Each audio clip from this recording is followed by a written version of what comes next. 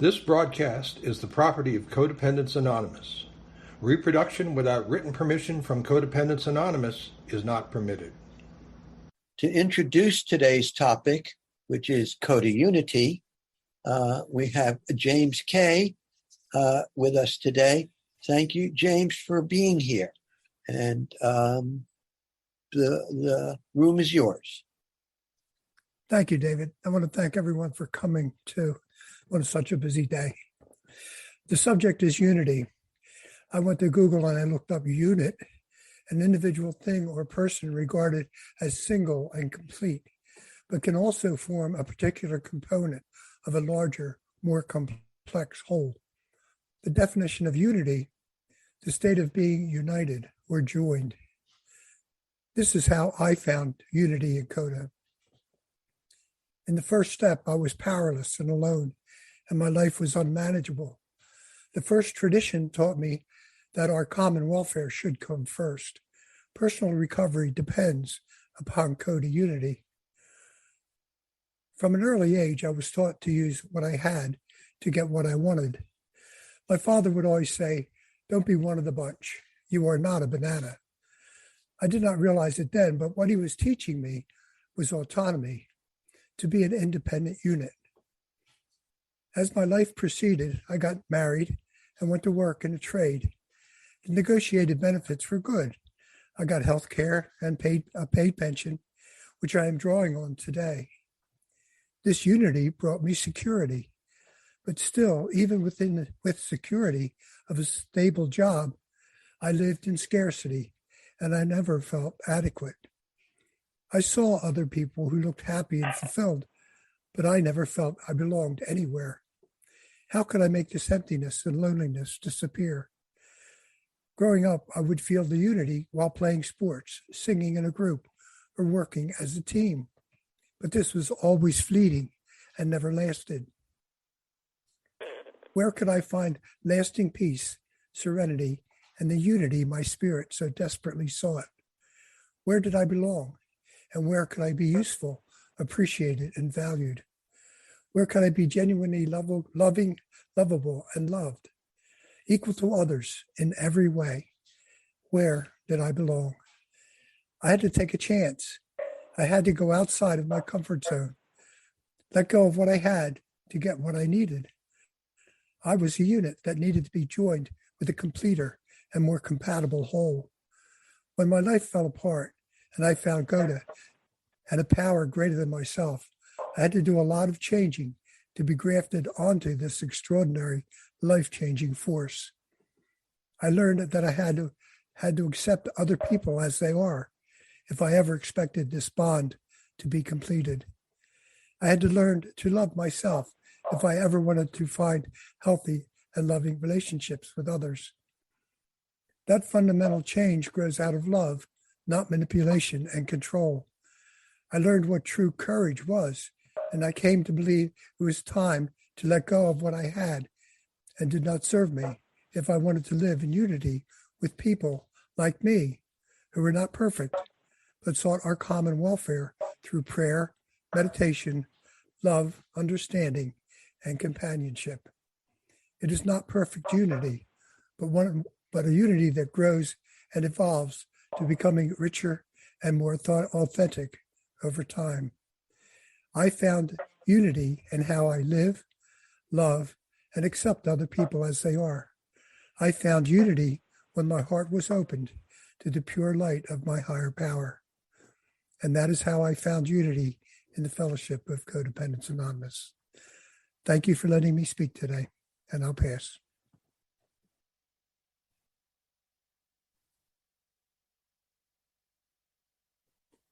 Thank you, James. I have some little housekeeping here to do. Thank you for introducing today's topic, James. And I need to put some links in the chat. Again, today's topic is CoDA Unity. And as it says in the first tradition, Tradition 1,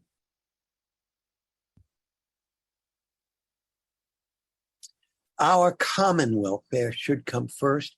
Personal recovery depends upon CoDA unity. Also, I think it is echoed in tradition 4. Every group should remain autonomous except in matters affecting other groups or CoDA as a whole. Why is CoDA unity so important? To me, CoDA unity is not just important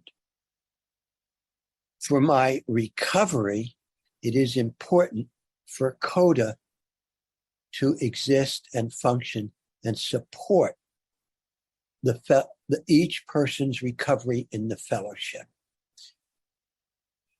It is to CoDA what self-care is to my recovery. Unity is the self-care component of Codependence Anonymous. Without unity, this program would splinter and go off in so many different directions. Since the fellowship is made up of people who are codependent, unity should be uppermost in my mind when working my program and being in meetings and in fellowship and everywhere I go in CoDA.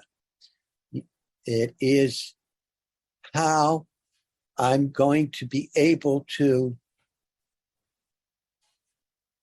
place principles before personalities, as it says in Tradition 12. CoDA unity is at the core of this program.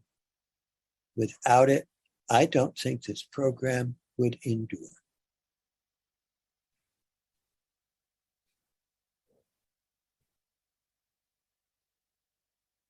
So thank you all for being here today. I know there are some really great other CoDA activities going on today. I actually had to tear myself away from the 24-hour international CoDA event that is going on. But I'm satisfied, I'm happy to do that, to come to the forum and be a part of the fellowship forum, because the international events are being recorded. And so I'll be able to catch up on those events at some other time. And so I don't see all of these activities as disrupting or disturbing the principle of CoDA unity. I see all of these activities going on, sometimes simultaneously, as an embodiment of CoDA unity. With that, I'll open the meeting to questions, comments, feedback, and shares. Who would like to begin?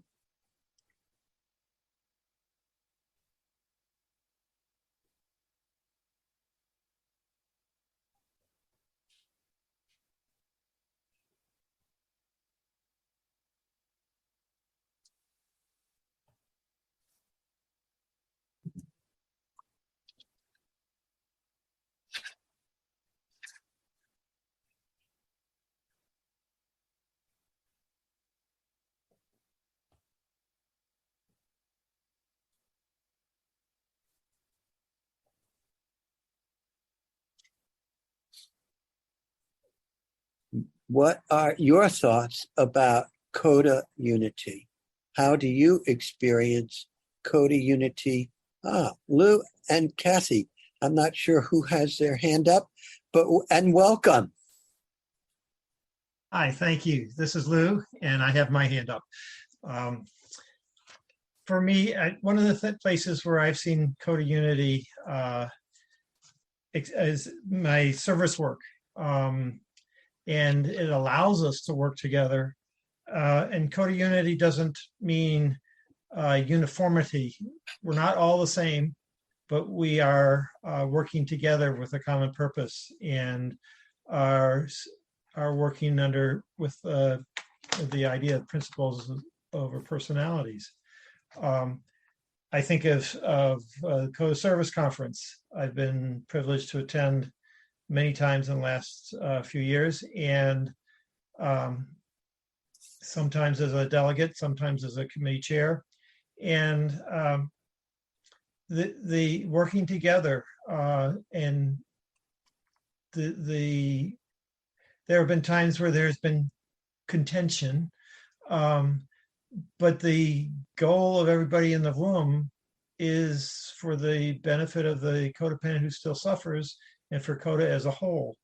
And that unity is what wins out in the end. I can remember being a recovering people pleaser. It's one of my characteristics that I suffered from. And both my wife and I were delegates that year, and we had a vote come up, and you stand up for the yeses, and then you stand up for the noes. And I stood up on this one vote, and my wife was still sitting down. And then when the noes came, she stood up, and I sat down. But I was okay with that. I mean, it was where we were at the time, and it didn't make us enemies.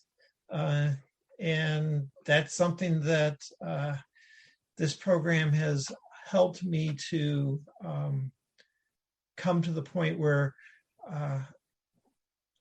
I am an equal to the other people in the room, and we can work together, and we are so much better together because I have, as a chair, I've brought motions to the floor, and through crafting, we've made the motions even better.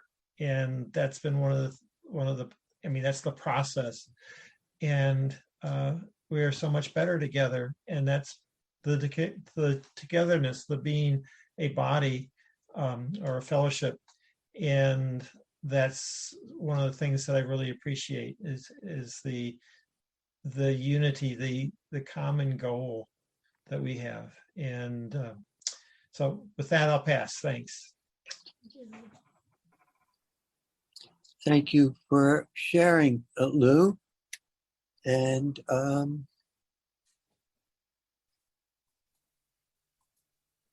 appreciate your thoughts. Welcome, James. I see your hand up. Thank you, David. Sometimes I had to reach to write things for the fellowship forum, but when I wrote for Unity, I had no problem at all. What I found in CoDA, one of the greatest things I found was that Promise 6 says, I learned to see myself as equal to others. My new and renewed relationships are all with equal partners. And going through life, I always felt I was either less than or more than, but I never found that sweet spot, that equal spot. And when I got into CoDA, I found that equal spot. And that's what I thought about when I was writing about unity.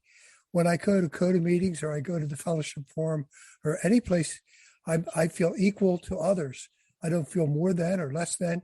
I found that sweet spot where I was at an event. I went to the place where we meet today with people, all CoDA people I feel equal to. I don't feel better than or less than. I have that fellowship with them that I can't find anywhere else. So the fellowship and the equality and the unity is just so natural to write about. So I really appreciate the topic, and I didn't know I felt so strongly about it until I wrote about it, and now I realize what a part of CoDA unity is. So thank you. I'll pass. Thank you, James. Thank you for your share. Any questions, comments, or feedback on how you experience, what's your experience of CoDA unity?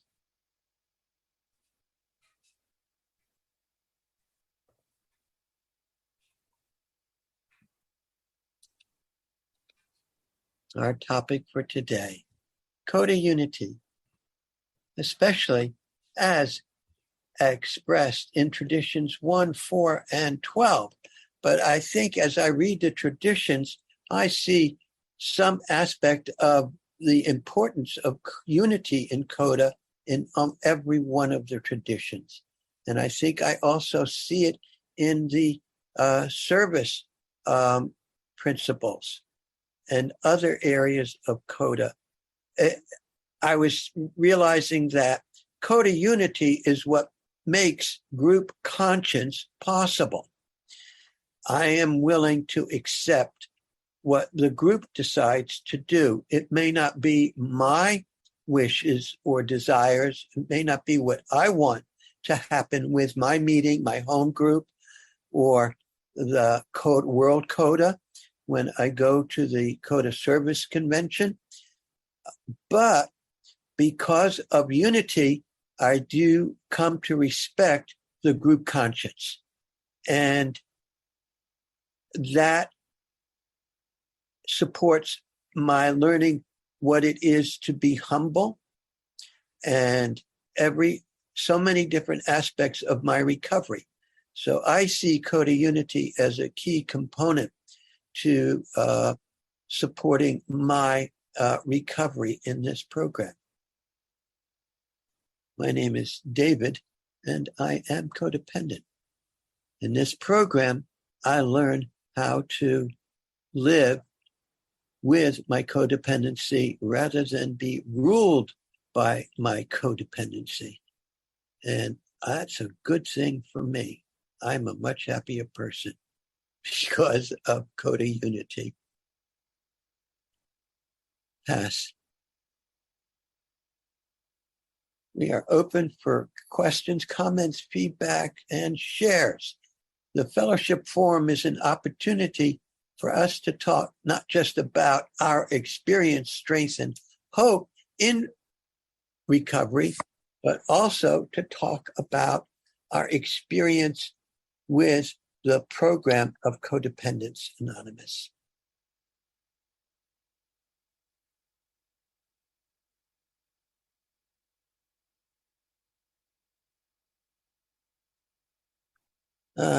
Is that Kathy this time? Oh, no, that's not a hand up. That's encouragement. Well, thank you. It's not a hand. Appreciate that. Go down. Raise hand. I can raise my hand. Okay, now it's a raised hand. Is that Kathy this time or Lou again? This is Kathy. Hi, Kathy. Welcome. Hi. I'm a grateful, recovering codependent. And I am talking about some of the struggles that I've had with CoDA unity. One of them comes with, having to thinking about what literature we use in our CoDA meetings, and I can understand that that each group is autonomous and therefore can make decisions about using literature that is not CoDA literature as part of their official as far as their official program and their readings, and I can appreciate that richness. The challenge that I find has been that I've experienced is that when such literature is used in CoDA meetings and it is not acknowledged that it is not CoDA literature, that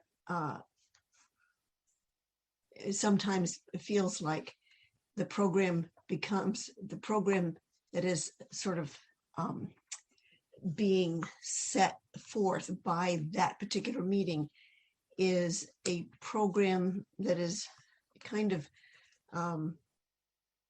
following the teaching or the particular leadings of a particular person. And one of the things that I have experienced that in itself is okay. When I had been attending a meeting that was using readings by that were authored by a specific author and weren't CoDA literature, it became a whole lot more, a whole lot easier for me to accept those readings, even though they weren't acknowledged as not being CoDA literature, was when I had the opportunity to hear the author of those readings speak at a CoDA meeting and being identified as a recovering codependent. It still is something that I think is important for a meeting to recognize that that some of the literature that's being used is not CoDA literature for the reading, the meaning of tradition 7, and that every CoDA group is fully self-supporting, and therefore is not necessarily supporting an individual author. But one of the things that I experienced beyond that was that the same group that I had the experience with that was using non-CoDA author, was that I found that that the group itself, eventually it became clear that they did not want to participate in the CoDA fellowship beyond their own group. And I don't know if that consensus or that group conscience that came when I had requested or asked if someone in the group would be, if the group would be willing to send a group representative to the local intergroup. And the group refused to. And I don't know if that was just because the group itself had not really identified itself with CoDA as a whole. But that was a challenge for me, because I then was faced with the question in my mind whether or not I wanted to continue attending this CoDA group, which I had considered my home group. So this is an area where I personally have had to struggle, and I'm not quite sure whether my decision was the best decision for CoDA, but it certainly was the best decision for me, and that goes along with the first tradition that personal recovery depends upon CoDA unity. And so that's what I have to share, and thank you for listening. Well, Kathy, thanks so much for your share and your comments. You raised some very important points. It reminds me that unity is not just outward facing, it's not just inward facing, it's also outward facing. That CoDA unity happens not just at the individual level, but at every level. And so thank you for bringing that, shining a light on those issues. It's true that this group, that this fellowship is strong enough to allow material that is outside of CoDA material, but to support CoDA unity, we should always acknowledge that it is from an outside source. That is not always the case, and we should remember to encourage everyone to, if you are departing from CoDA,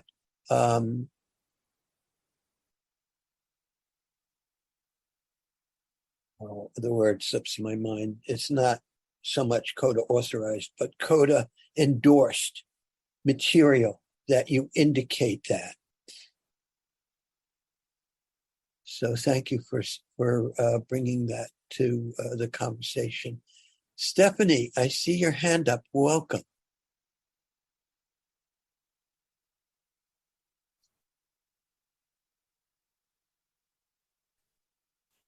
You're muted, Stephanie.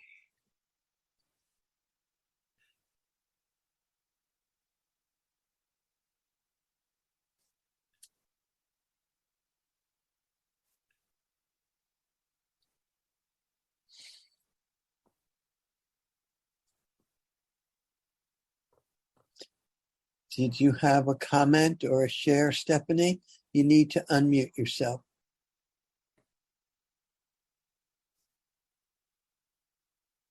Stephanie may be having a problem unmuting herself. Any other questions, comments, feedback, or shares on today's topic, CoDA Unity?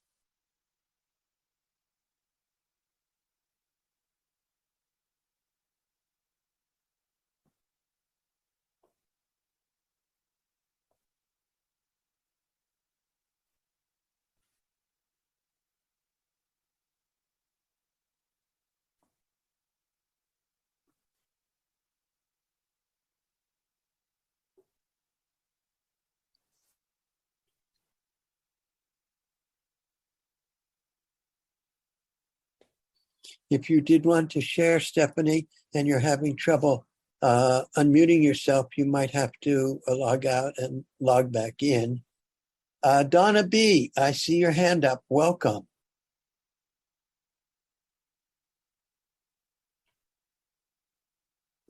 Sorry, I accidentally muted you. Well, thank you. Today I don't take it personal. Sorry, I was everybody. trying to send you the ask to unmute message. Oh, and thank everyone for your service and for bringing the forum on. And I think that I went to, I'm not quite sure if I can pull this up now. I had too many devices going on today, but I looked up the word unity. I like to do that with a lot of the things we talk about, and the quality or state of not being multiple, it's of being oneness, a condition of harmony, of continuation, the quality or state of being made one. And when I looked at this on a personal level and how I was conducting myself in meetings, and I did kind of an about face on what I was doing, how I was reacting or presenting myself. And I don't know why there was a particular podcast on December on anonymity that struck me so strongly. And this goes just hand in hand with that, the basis of anonymity and the fact everybody has a seat here and everybody has a voice. So regardless of how I'm feeling personally, I have to welcome that person into the room. And that is how I looked at the unity and at anonymity. And it's not my personal feelings or thoughts or agenda that matter over what the group.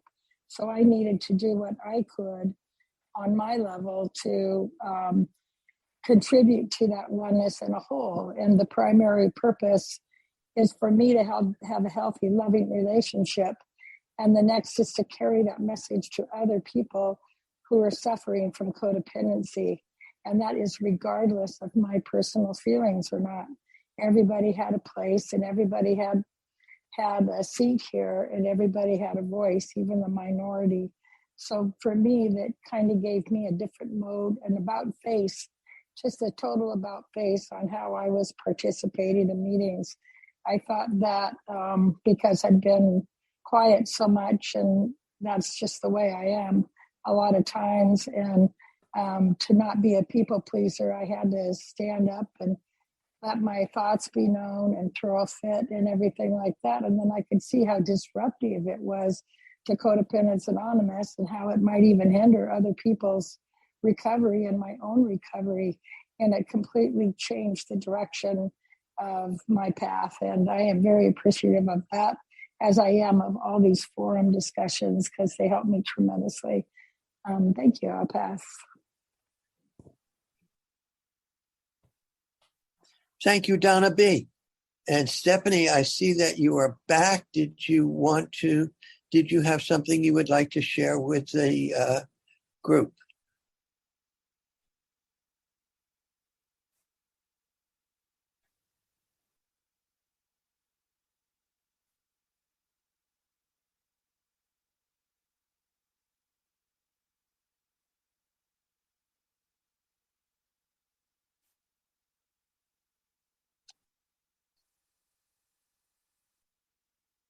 Perhaps not.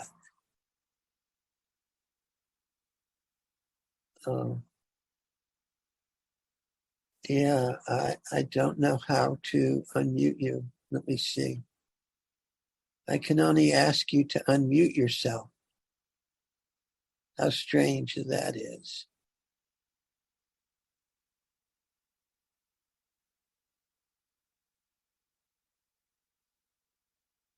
Try now, Stephanie.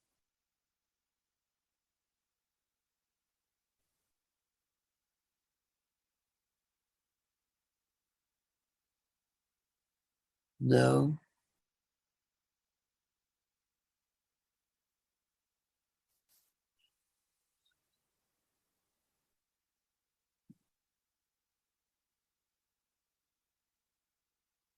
Well, thanks. Sorry. Thanks for trying, and thanks for being here.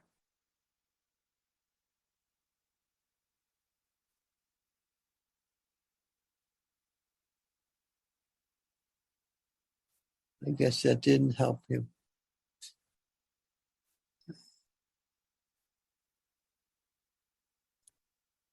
Any other comments, questions, or feedback on today's topic, CoDA Unity? We are open for shares on today's topic. If you have something you would like to share with the meeting on the topic of CoDA Unity, how do you work Unity in your program? How do you experience CoDA Unity in the program, in your meetings and in your travels, both within the fellowship and without?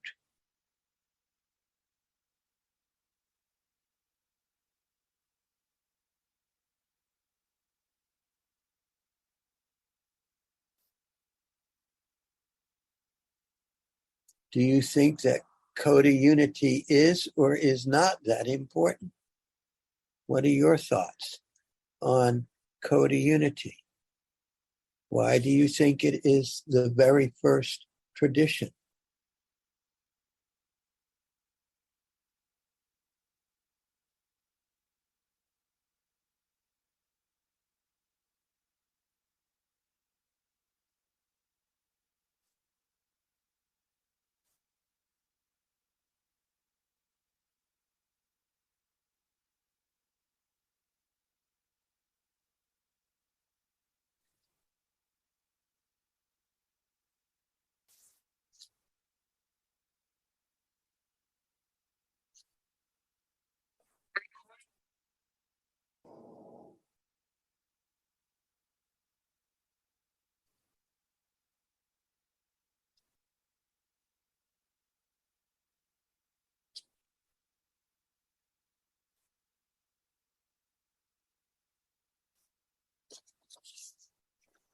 James, I see your hand up. Welcome. Thank you, David. When I when I came to CoDA, and I was strong, I was alone, I was autonomous, I was my own man, and then everything fell apart. And that's when I felt that I needed the unity of a 12-step fellowship. And when they told me I needed to go to a 12-step fellowship, I thought they were out of their minds, because I was always the person trying to get other people into the 12-step program. But here I was the people pleaser trying to get, and then I needed to help myself. That's why I was my own worst enemy. I was trying to help people until I ruined myself. And that's when I was powerless. And that's what, when I came to a 12-step fellowship, I needed that unity. And that's what the unity is all about. That's why it's so obvious to me. When I started writing about it and I started reading about it, I thought, yes, it's a we program. It's us. And that's what I found when I came to CoDA. I found us. When I started out in my recovery, I read the 12 steps, and then I read them in the first person. And I read all in I statements, and I could feel it. I could feel it working on me. But it's a we program, and it doesn't work unless we all work together. We all come together and listen to each other share, and that's what lifts us up. And that's why it's also a spiritual program. So it just means so much to me. I just wanted to share that. Thank you for listening.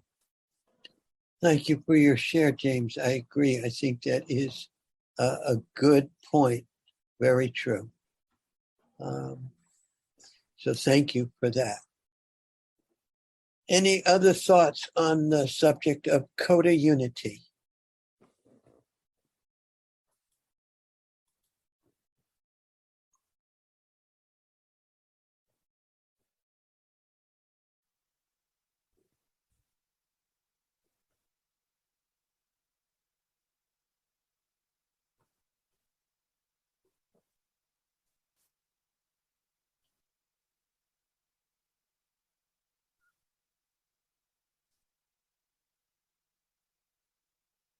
I think the spirit of CoDA unity. Oh, Lou and Kathy. Is that Lou or Kathy? Who do you have more to share? Welcome. Oh, this is Kathy. And thank you for letting me share here. But one of the things that I, after the last share that James made, I found that the remembering that I need to be with others. I was not created to be alone. And so much of my life before recovery, I was very much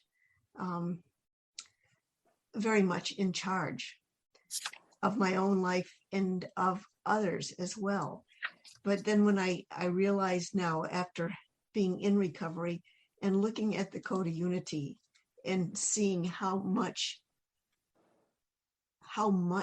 there is in our foundational documents about unity, that I realize that I am not complete in myself. And just thinking about the preamble, that we're sharing with each other in a journey of self-discovery, learning to love the self. And I cannot learn to love myself until I can realize that I am loved. And this is one of the things that for me in my recovery, having been able to experience, learn, realizing that I needed a higher power, and then giving my life over to that higher power. And in excuse me, in our traditions, we talk about the one ultimate authority, a loving higher power, as expressed to our group conscience. That it was really in the group, realizing that I was there, and all of the others individually were there, but we were all together desiring to learn to love ourselves. and being able to be in a fellowship where this we program that was mentioned earlier is being experienced, that we are, we're each one of us individually making a decision to turn our will and our lives over to the care of God, and having in going beyond that, in just step 11, just to have more conscious contact with my higher power, learning how that higher power shows love to me. And a lot of that comes through the fellowship of CoDA. And it's sort of part and parcel. I cannot be a unified person, fulfilled in myself, without a higher power that loves me and makes it possible for me to see that I am loved, and that I can love, and I cannot manifest. I can't show that I show love to anybody unless they have other people in my life. So I'm grateful that I'm here, and that the unity works to help me in my recovery, and encourages me to keep coming back. And so I do. Thanks. Thank you for your share, Kathy. I am reminded that unity is embodied in this program with expressions. I see unity embodied in this program when I hear the expression, "This is a fellowship. I cannot do this alone." Unity is embodied in this program when I read the steps, which say we, not I, we. Unity is embodied in this program, and it works in me when I understand that I was not in unity with myself, that I was at war with myself. I wasn't functioning as a whole being. I was fractioning off pieces of myself to do this and that thing in order to become a human being instead of a human doing. I had to focus on unity to bring myself into a place of all of my efforts working towards a common goal. Unity is at the core of my recovery. Unity is at the core of this program.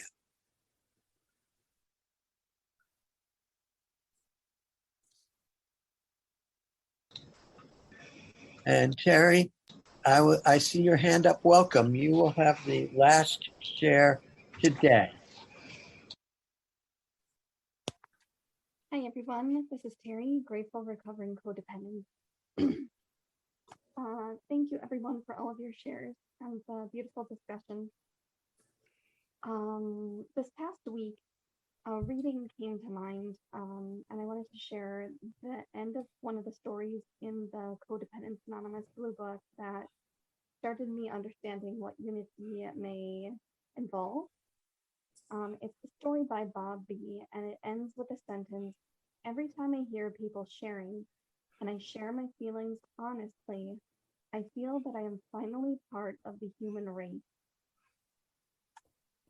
For me, that is maybe the single most powerful sentence in the whole Codependence Anonymous text, because before recovery, when I was in all of my low self-esteem, avoidance, control, caretaking, all those codependent unhealthy behaviors that I used to survive life, I was protecting myself at all costs from other people and from parts of myself. And the beautiful reciprocity that happens in Codependence Anonymous meetings, where people share and that we are allowed ourselves to share our feelings honestly with safety, because people are respecting and upholding the 12 traditions of Codependence Anonymous, where we are not going to be crosstalked, we're not going to be controlled or manipulated. Everyone is unified in holding that really spiritual, sacred space, by upholding all of the traditions and letting each other be exactly how we are and keeping the meeting safe, that I did finally feel like I was part of the human race and had authentic, what began to be for me my first healthy relationship. And I think that's so beautiful. So for me, CoDA Unity, there's responsibility in it for us. Once we start on our spiritual path in CoDA, I've observed that my responsibility includes carrying the message of hope of recovery to other codependents, but it also includes the respect that I can show to the group and the individuals and CoDA as a whole for upholding all of the traditions, thinking about common welfare instead of controlling the meeting. If I'm thinking about whether people in service positions are higher or lower than me, remembering that the group content in my higher power is always there, and will prevail. This, if somebody tries to create an energy in a meeting where there are other types of requirements, other than just a desire for healthy and loving relationships, we can always use that to go back to the core and why we're there and who we are, and really respecting and valuing our differences, because they contribute to our unity as well. Honoring that and honoring ourselves and honoring each other. So some of my thoughts, and with that, I pass.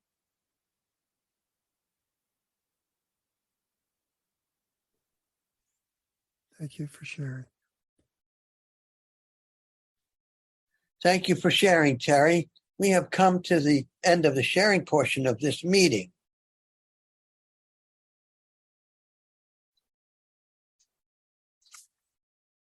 The fellowship forum meets on the last Saturday of every month. Next month's meeting will be Saturday. I forgot to look up the date. Sorry. July 30th. And the times are 12 noon Pacific and Arizona time, 1 p.m. Mountain time, except for Arizona, which does not go on daylight saving time. So all these times are daylight saving time except for Arizona. 2 p.m. Central Daylight Time and 3 p.m. Eastern Daylight Time. The topic next month will be Step 1.